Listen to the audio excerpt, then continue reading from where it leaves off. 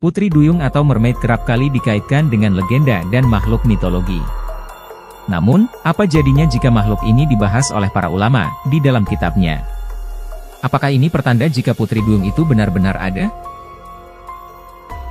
Dari semua peradaban dan budaya yang ada di dunia ini, legenda Putri Duyung pertama kali berasal dari kawasan Suriah, yaitu selama ribuan tahun sebelum Masehi. Ketika Dewi Atargatis tidak sengaja membunuh kekasihnya, dan karena tidak sanggup menahan malu, ia akhirnya menceburkan diri ke dalam danau dan merubah dirinya menjadi ikan. Namun, Dewi Atargatis tidak bisa mengubah seluruh tubuhnya menjadi ikan. Oleh karena itu, ia memiliki tubuh setengah manusia dan setengahnya lagi adalah ikan.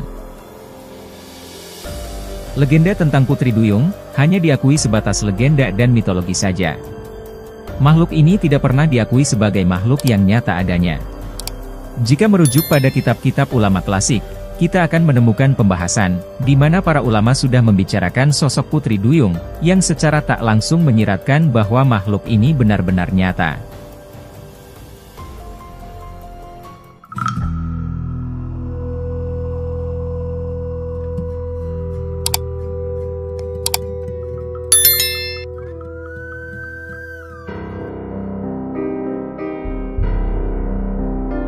Sebutan Putri Duyung di setiap tempat dan daerah.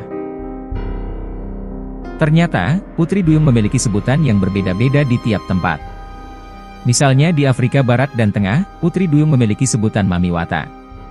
Lain lagi jika di negara Rusia dan Ukraina, mereka memiliki sebutan Rusalki, atau Rusalka.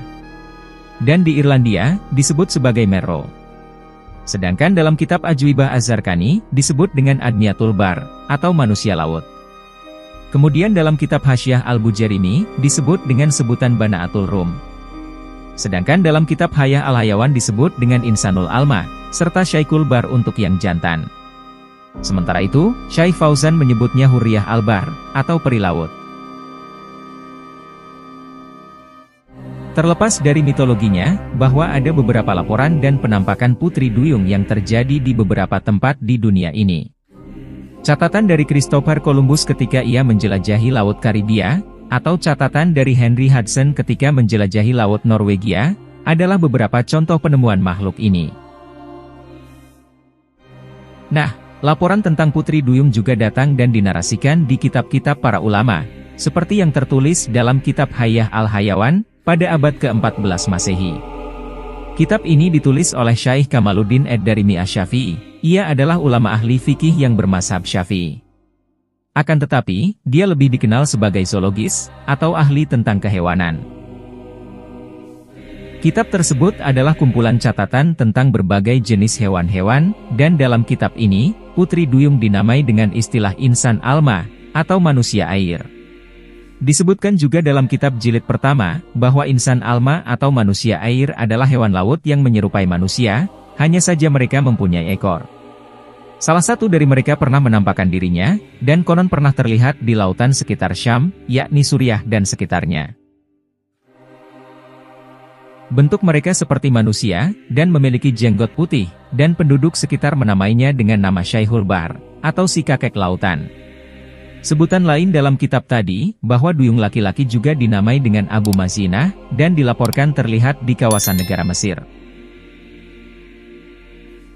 Abu Mazinah adalah nama ikan yang berbentuk seperti laki-laki, dan dikabarkan mereka muncul di lautan Iskandariah, Burulus, dan Rashid.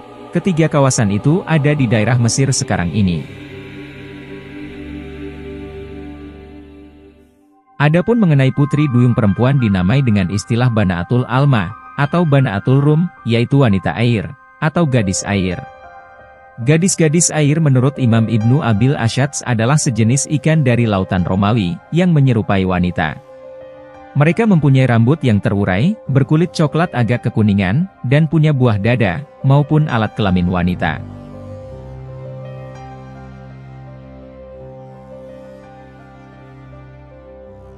Syekh Kamaluddin Ad-Darimi ketika mendeskripsikan makhluk-makhluk ini, bukanlah berasal dari observasi dirinya sendiri.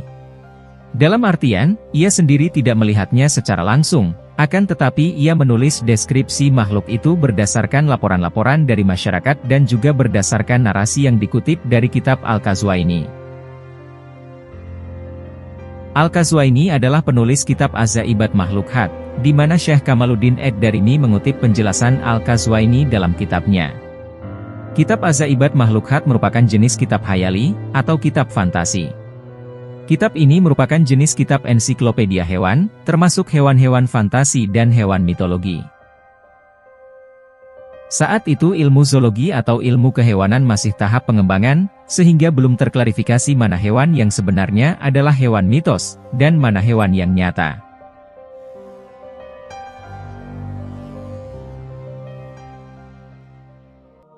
Terus bagaimana hukum menikahi putri duyung?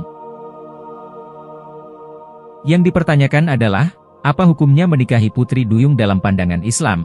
Karena jika dia manusia, maka berlaku pula hukum manusia padanya, yaitu halal untuk dinikahi, tapi jika putri duyung adalah hewan laut, maka haram untuk dinikahi, tapi halal untuk dimakan. Imam Az-Zarqani menjelaskan dalam kitabnya yaitu Ajwibah Az-Zurqani. Al-Imam Az-Zurqani Al-Maliki, beliau ditanya, peri laut jika dinikahi oleh manusia, apakah peri laut tersebut akan bersama manusia? Apa kelak nanti masuk surga? Beliau menjawab, peri laut termasuk dari kalangan hewan, maka tidak boleh menikahinya. Dan jika disetubuhi, maka pelakunya harus dihukum takdib atau takzir, yaitu hukuman yang bukan had, karena sebuah tindakan kemaksiatan dan kriminalitas. Dan peri laut pada hari kiamat akan menjadi debu seperti hewan-hewan lainnya.